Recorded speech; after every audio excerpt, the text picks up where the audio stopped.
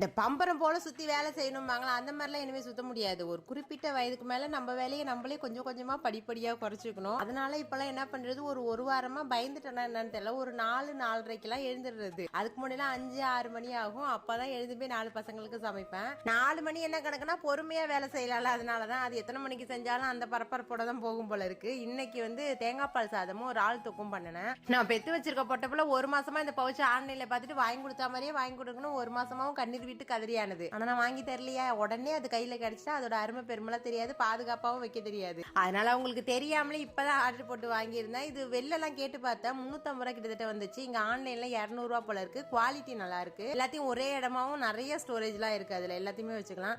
அதுக்குள்ள என்னோட மகன் வந்து அவனோட பவுச்சு கிழியிற நிலைமையில இருக்கான். கிழியும் போது வாங்கிக்கலாம் தப்பின்னு விட்டாச்சு. 6 மணி போல அடுப்புல சமைக்க ஆரம்பிச்சுன்னா 7:45 போலலாம் முடிச்சிட்டேன். டிஃபனு சாப்பாடு எல்லாமே லஞ்ச் பேக் பண்ணாதான் கொஞ்சம் டைம் ஆயிடுச்சு. இந்த ஸ்நாக்ஸ் உரிச்சு வைக்கிறதுக்கும் பஸ்